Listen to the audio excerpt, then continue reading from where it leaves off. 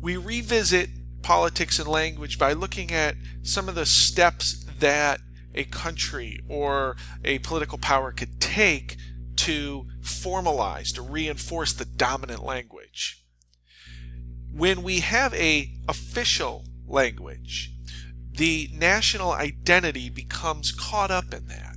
And when we have a national identity, when we have this national official language, we are creating, maintaining, and reproducing our language.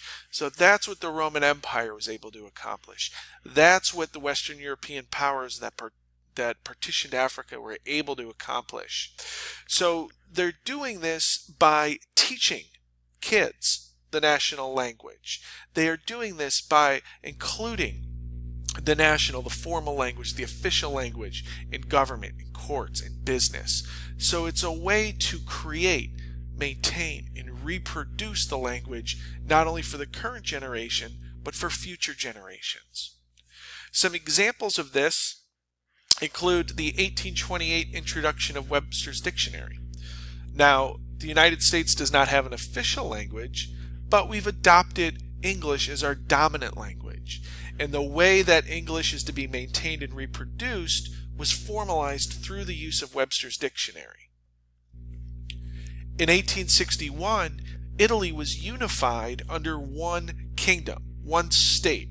And the unification of Italy brought together a lot of different dialects, a lot of different ways of both speaking and writing Italian. Some of those differences persist today when you move into southern Italy versus the northern part of the country. But in 1861, the state unified and created a formal, written, official version of Italian as the state language. And in the mid-1900s, Hindi was adopted to formalize a language in India.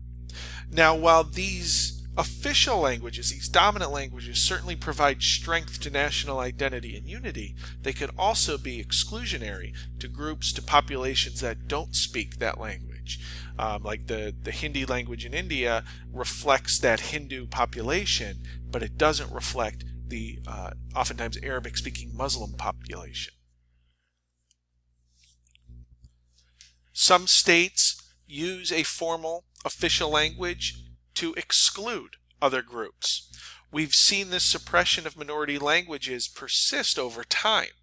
We're going to come back to this to the Basque language here shortly, but the Basque language was banned from Spain and France in the mid-1900s, where this community, this strong community, this isolated community, was not allowed to speak their native tongue.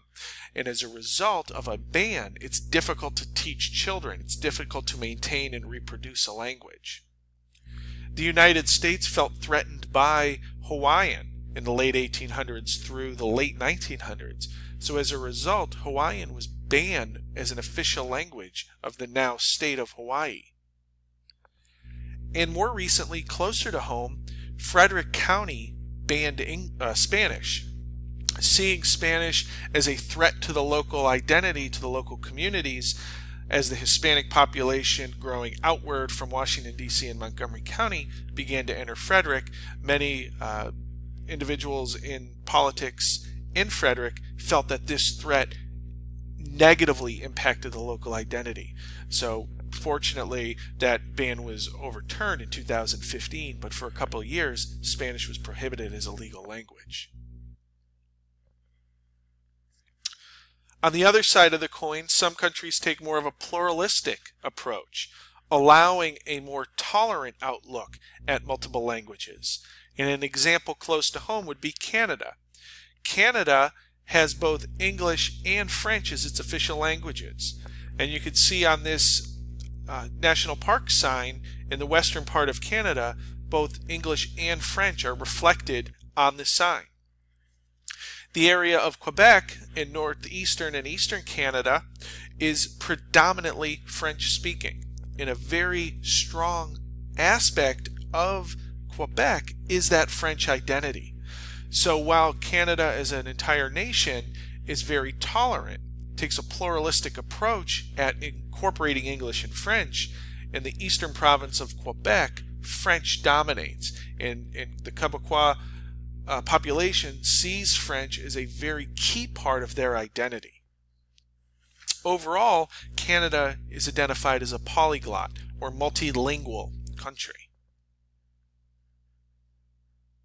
This stop sign this photo of a stop sign was taken in Quebec, and it reflects that French identity that persists in that part of the country. Now, many of you who have traveled to other countries, even non-English speaking countries, you've probably recognized that the red octagon stop sign says stop in it. Again, even if English isn't the dominant language in that country. But the underlying current, the sentiment in Quebec, is to keep it as French as possible. So even the stop signs, something that's become globalized over time, reflects that French language.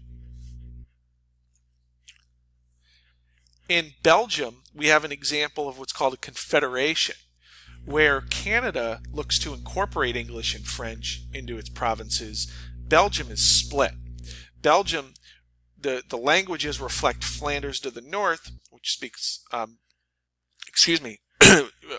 Flemish, and Wallonia to the south, which speaks French. And these differences are much more than just language. There are social and economic differences. This country is very much a divided state, where the idea or the push for autonomy, the push for separation, is a concerning long-term issue. So as the state continues to move through the 21st century, we're seeing that the differences, the economic, social, language, religion, everything is becoming more and more heightened, escalated, as these two parts of Belgium look to gain autonomy and potentially individual statehood. A final idea when we look at politics and language is this idea of toponyms.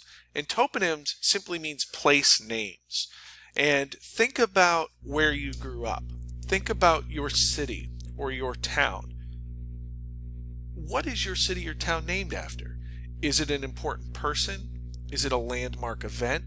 Is it the local environment?